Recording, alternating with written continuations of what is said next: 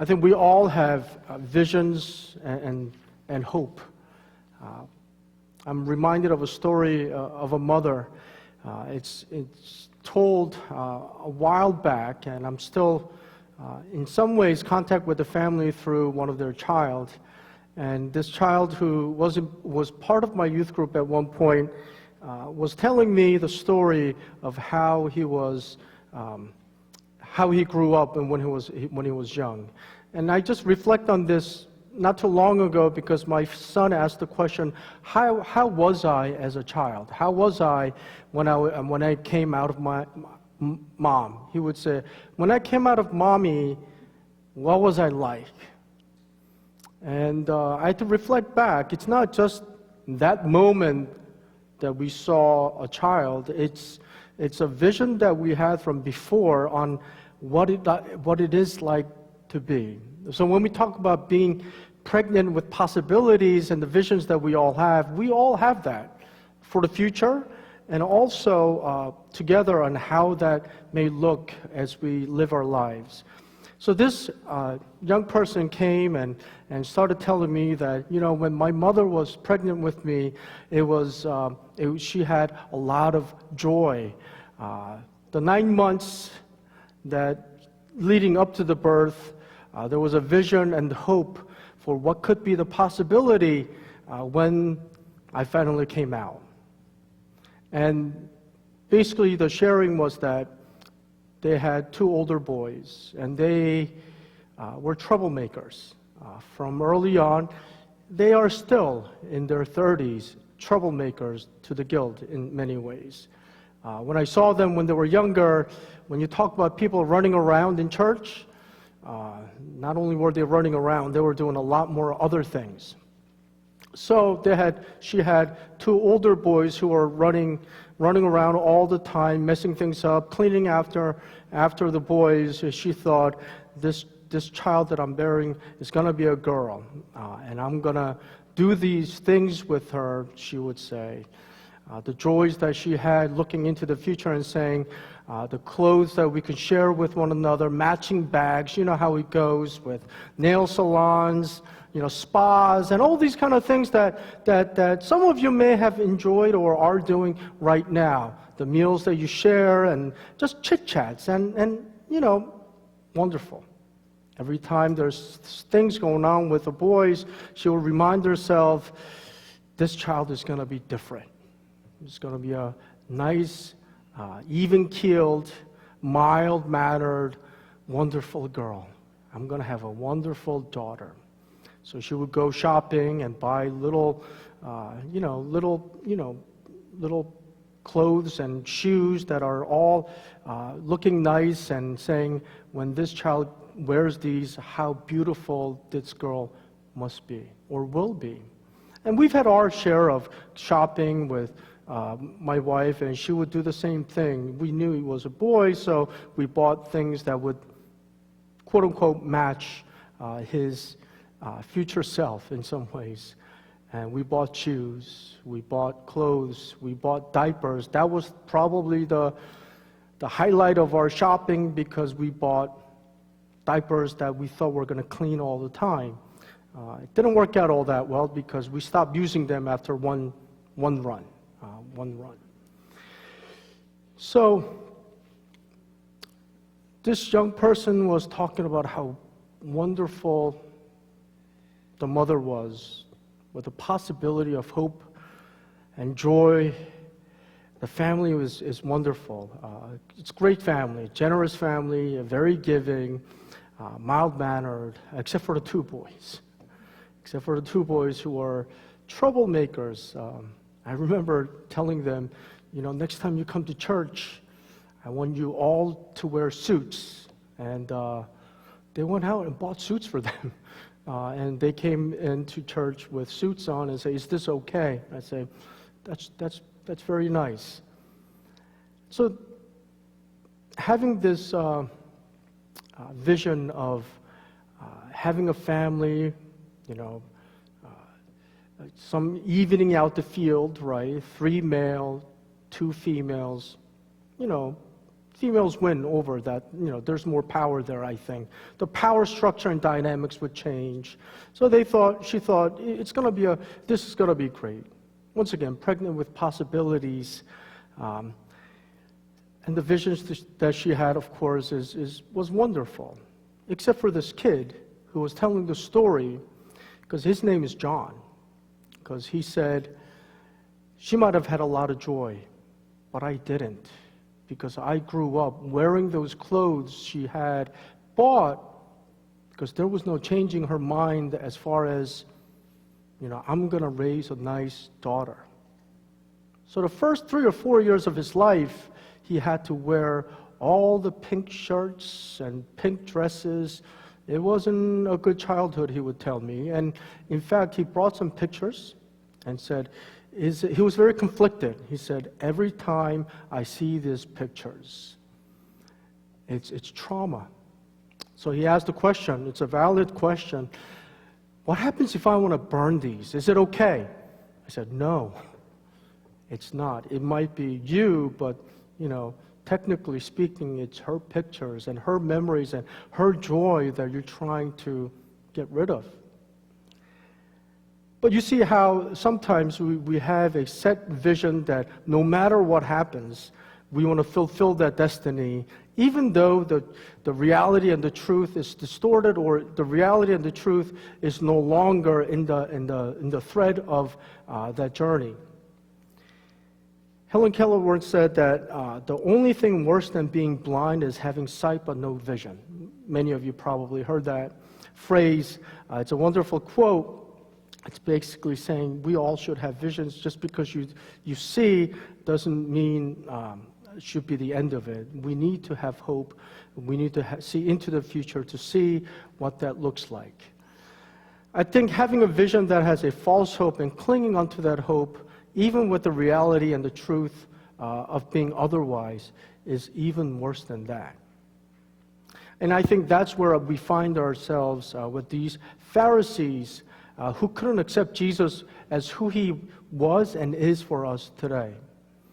He healed us on the Sabbath, so the Pharisees could not get themselves to relent or renege the visions and the firmness of their faith that Messiah is going to be a little bit different than what they had hoped. That's where we find ourselves in chapter 9, where it starts out with a conversation with disciples and Jesus talking with one another by asking the question, this man who is blind, whose fault is it? Who sinned? Who sinned for this person to be blind today?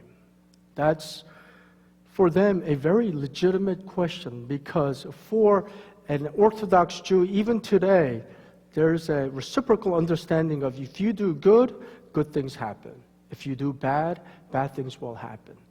So if you read Proverbs over and over again, I think we get into this understanding that good people have good things coming their way and bad things happen to those who do bad things.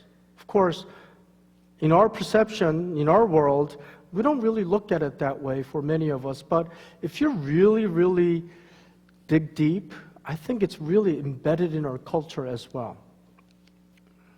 And that's the difficult situation that we find these disciples and also the people surrounding this event, of people asking, this man, is he a sinner or not?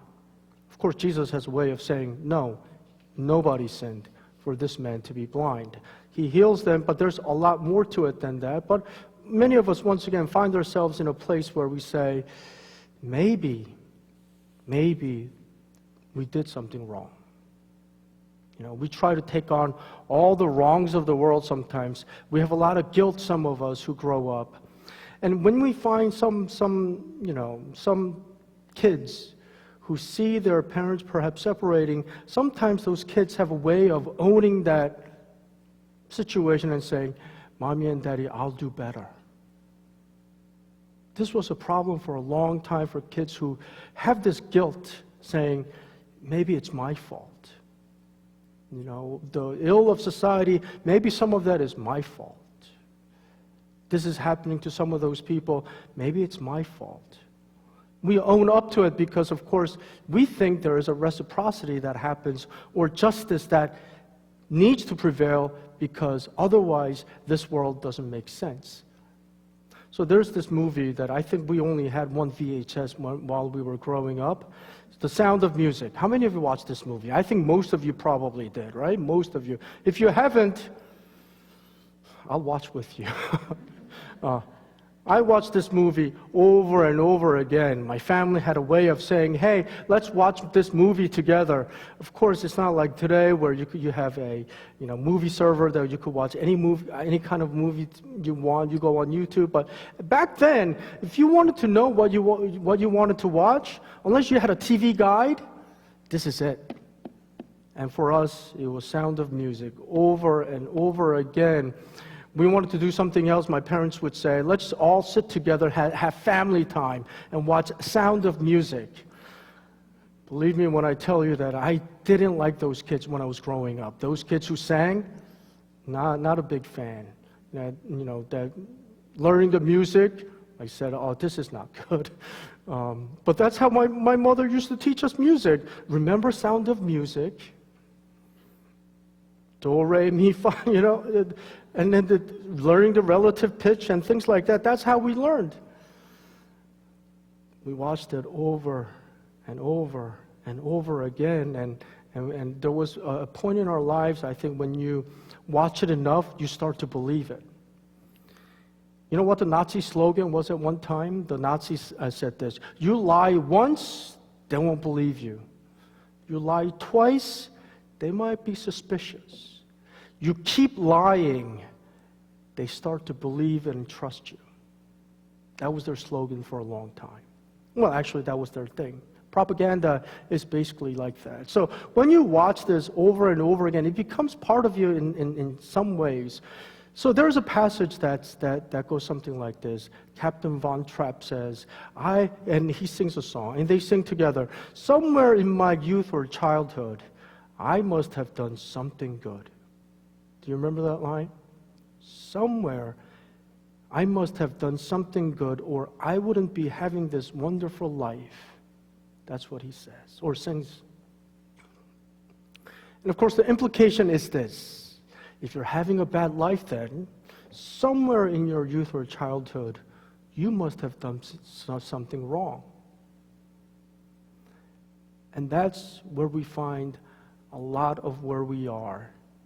And a lot of the theology that bad or good, however you want to identify with, we grew up that way. Even if we were taught differently, many of us believe that. And sometimes we say, faith, if you have that faith, it's something good, so good things is supposed to happen. That's what we believe. But Jesus rejects that premise and has a way of saying, neither this man's sin nor his parents' sin is the cause of his blindness. And he heals the man on Sabbath. And so people who knew him brings this person who sees now to the Pharisees and says, now he sees again. And the Pharisees do not want to believe that Jesus is the Messiah because it's contrary to what they were brought up in faith with. So they want to reject him too, and they start to nitpick. This is the reason why he can't, or he couldn't be the Messiah. This is the turning point in the trajectory of Jesus' walk from being as popular as he was, many calling him King and the Messiah, to the place where they say, he's not a Messiah, he must be a sinner. This is the turning point. These are the moments that we find ourselves as well, where we have a certain belief and understanding of our faith, and when something different comes along,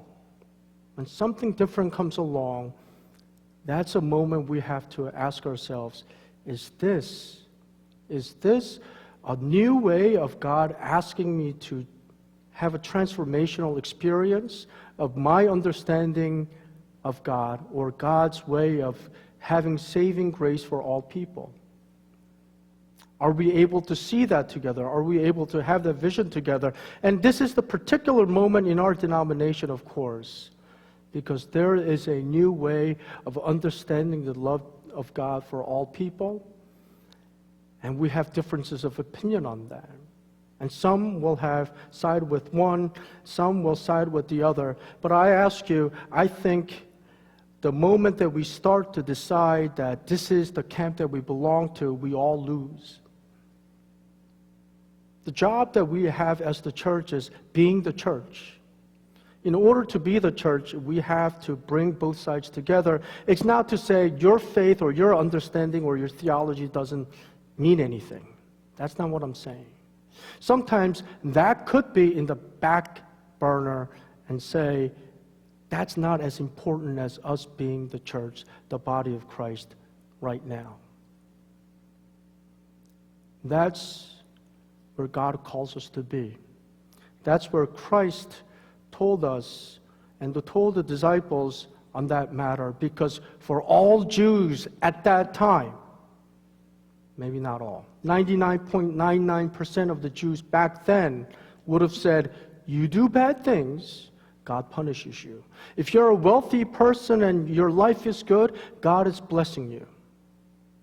Book of Job is very prominent in the understanding of justice, because you have Job, who was very blessed with God, right? From God. He had much blessing.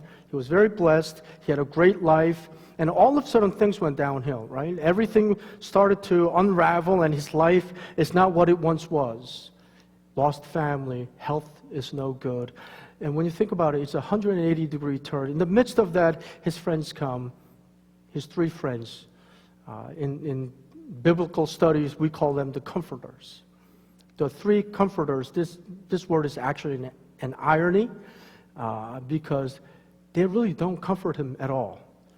They come the first 7 days, they sit with him on the roof or whatnot, and just are quiet. That's probably the best comforting that they did, because as soon as they start opening their mouths, comforting has stopped. Justice talk started happening. They kept asking, Job, you must have done something wrong. All three of them, one after the other. You must have done something wrong for your life to be where this is. And Job says, no. And said, you must have sinned in your heart and you don't even know it. Just repent for that. And Job says, I did not. So why are they so adamant that Job is lying, where Job is saying, I'm not lying? And you see, I think therein lies the problem that we all have as well. Because we have this particular way of understanding somebody as if we don't believe them, then they must be lying, rather than a different perspective or different ways of being cultured to where we are today. At the end of the day, and it was for Job and all of us too, we don't know. And God's answer to Job was precisely that. Were you there when I created the heavens and the earth? Who are you to tell me what is right or wrong? And for all of us, we question that too. Why are these things happening? Why is suffering happening in the midst of things that are in particular painful for the people that we care for? God, if you are so loving, why is this happening to us? It's a legitimate question, right? I think the journey for the right answer is perhaps a fool's errand. I think journey together is much more meaningful for us, because in the midst of that journey, I think there is a vision that God will give us. And sometimes it may not be the one that we want to see. And I shared with you last week that I had a way of understanding my path. We all do, just like that mother who thought, I'm going to have a daughter. I don't care what happens. I'm going to raise whoever comes out as the daughter that I never had. We all have paths that we decide and we're firm, this is how my life is going to be. Some of you write it in and read that book, The Secret, or whatever it was, long time ago. If you think it, it will happen. Have you heard that? Oprah had that at one time, right? If you think hard enough, you will achieve it. So for Christians, if you pray hard enough, it will happen. And that's not the way that it is. And if you're firm, where we are, it will, of course, happen. And that's not the way that God operates, I don't think, either. I shared with you that there was a path that I thought, if I'm answering my call, if I'm going to be a minister, this is the set life. Having a family is probably counterproductive, is what I thought. And I thought, this is not, I'll just be me. I'll have more time for the church and so on. And of course, while I was single, that wasn't necessarily true. I think I had more time for me than the church. But now, though, when we yield to God's vision, it's a strange phenomenon. The family that I thought was going to take me away from church endeavor, they have a way of bringing me back to the church. That's the irony, I think, of how this faith journey works. God has a vision for all of you.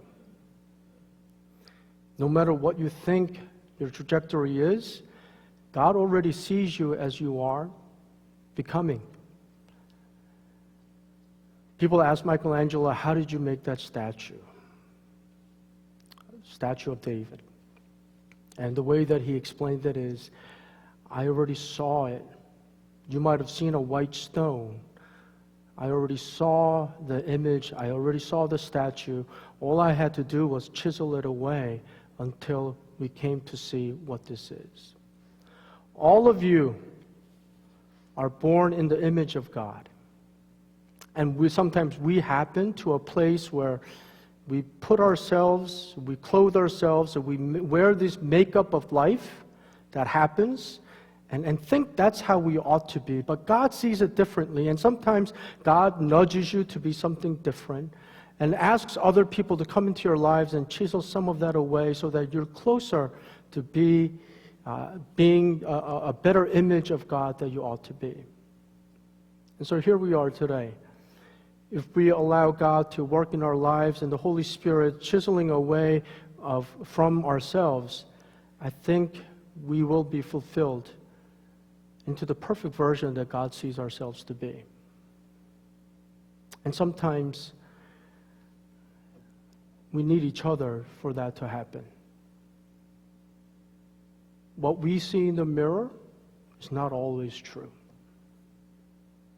Did you hear that? What you see in the mirror is not always true. There was a psychological study that was done a while back, and what it taught me is this perspective and being so entrenched in what we think is the truth. So our mirror image is actually not what other people see, right? So we always choose our mirror image better than what other people see. Meaning that is the reason why you don't like your pictures. There's a reason for that. Your pictures are a flipped image of the mirror, and that's the reason why you don't like it. It's a distorted view. You're so used to looking at the mirror, this must be who I am. But other people see it differently, and they tell you, that's you, that picture. And we say, I don't like my pictures taken because you think that's not you. But God sees you differently. God has a perfect vision for all of you, so yield to the endeavor that He has for you and the path that we all travel together.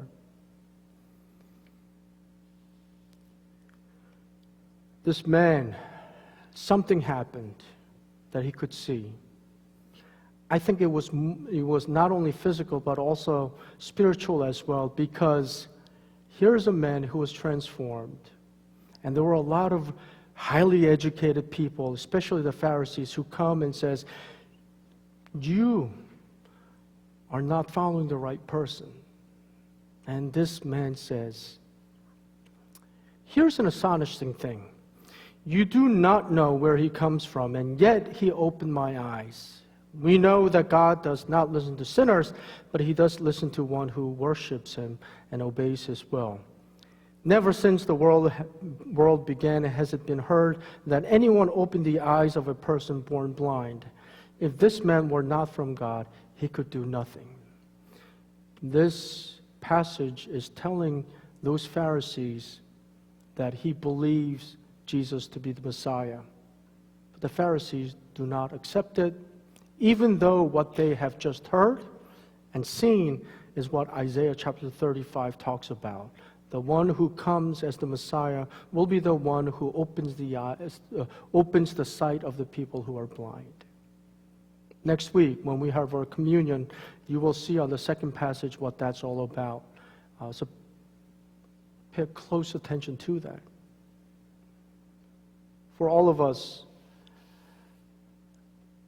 yielding to God, I think, is just accepting what God's vision for you is. We may resist that because, once again, we have these set priorities that we have set apart, saying, in retirement, I'm going to do this, I'm going to do that, right? I'm going to do this, I'm going to do that, I'm going to travel here. You set all this up, and sometimes God has a way of saying, maybe not. Maybe not. And then in the midst of doing God's work and being the church, you find yourself, boy, this is much better than I thought it would be. That's what the church is. And I pray with you and hope with you that whatever new ways that Jesus has you to follow, it may be completely different than what you grew up with. It's not to say you should abandon what you used to be. It's just accepting how God transformed you to see what you haven't seen before and to follow the path that you probably never have seen coming. And that's, I think, what the kingdom is. That's what heaven is. God knows even better what we need, eternal and presently as well. Amen?